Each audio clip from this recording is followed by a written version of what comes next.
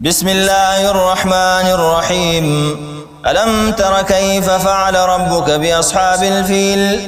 ألم يجعل كيدهم في تضليل وأرسل عليهم طيرا أبابيل ترميهم بحجارة من سجيل فجعلهم كعصف مأكول سورة فيل دام یو عظیم سورة ده سورة کافرون نرست نازل شوه ده بناسبت ده مخی سورة سرده ده مخی ویل چه خلق نافرمانی کئی ده اللہ ولی کئی ده دنیا پو وجبان دی دنیا ده لالچ ده وجنا مخالفت کے دی صورت کی وی کل انسان ده اقتدار ده وجنا کرسی ده وجنا ده زور ده وجنا ده زوانانو ده وجنا علک وی مٹی قوی ده بچی بھی زید دی بچی بدی دفاره غواړي الله نه دعا کوي چې الله نیک صالح اولاد راکړي ټول انبیاء او دعاګانې کړي يرثني ويرث من آل يعقوب وجعله رب رضيا ذکریا علیہ السلام وی الله دسی بچی راکړي چې زما میراث ویسی میراث دنیا نو انبیاء او د میراثونه نو ورکول ټول مالونه به بیت المال ندل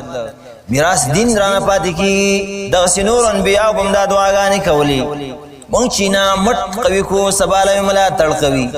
دا به لیکن نیت صحیح کول بکاری نیک اولاد دا انسان لپاره ګټه ده چې کله انسان اولاد نیک نو هیڅ فائدہ نشي غسله غرض مې دا چې دې صورت کې دا ذکر کوي چې کله انسان د الله نه فرمانی کوي د قدرت د وجنا طاقت باندې غرشي مال پیسو کرسي باندې غرشي مسلمان باندې ته ظلم وشي لاړ انسان په هلاکت کې فریوزي سورة فیل مشهور واقعات سورة فیل بار بار تاسو اوریدلې ده الم ترى آیات تا نه دلیدل یعنی ځان خبر کا ناشنا واقعه ده کیف فعل زول تاریخ وګورا کیف فعل ربک سرنګ وکلو سرنګ کړي وربستان باصحاب الفیل بخاوندانو فیل باندې څنګه کار وسره وکړو غرض د الله مقابله سوق د الله د دین مقابله ایستم نشي کولای ایسو باچایم نشي کولای غدایم نشي کولای زوړیم نشي کولای ځوانیم نشي کولای انسیم نشي کولای او جنیم نشي کولای هیڅ څوک د الله د دین مقابله نشي کولای الم يجعل كيدهم في تضليل ایا ونغرزو ربستم دیلرا الم يجعل ایا ونغرزو رب كيدهم كيرا چلونه د دی فی تضليل بیکارم چلونه ولا برباد له شپیته زره فوجو سراغي هلاک پس باندې هلاک ورسل عليهم طيرا ابابيل راویل گل عليهم فاغمن دي طيرا مرغان ابابيل ډلې ډلې ابابيل لا سوسکال کی وتوي کسوتوي عام تاریخونو دالي کلی دي چې داو دی کم دی ته اشاره ده چې ګورا دومره مضبوط قوم او طاقت الله په کمزوري خپل مخلوق باندې غواله ده ملائکه به جبرئیل به سراونه لګو ډیر قومونه الله جل جلاله په جبرئیل غر کړی دي يهود وای دا جبرئیل د بیر اسلام سره یو دشمنی وجدا وای چې ستاسو دوست جبرئیل زمونږه دشمن دی زمونږه تباہی کړی دا پیړې را ختم کړی دي د غرض مې دا چې جبرئیل علیه السلام قومونه تباہ کړی دي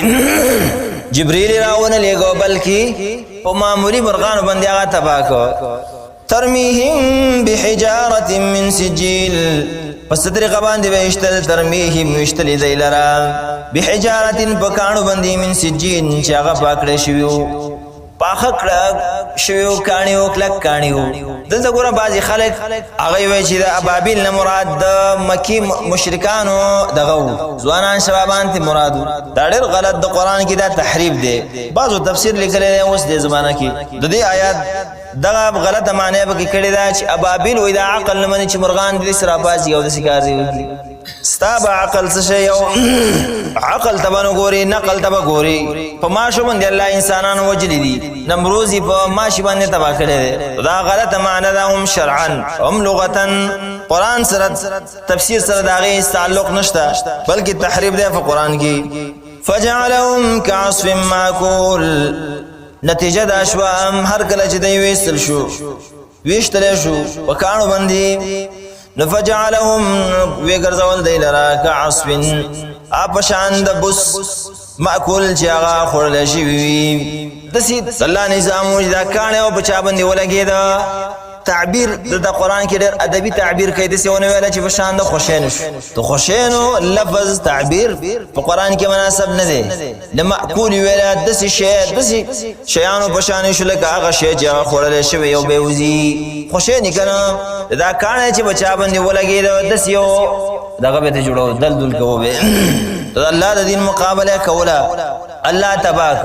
وحق لیکن کله چې د قرآن مقابل د الله د دین مقابله وکړه الله تباک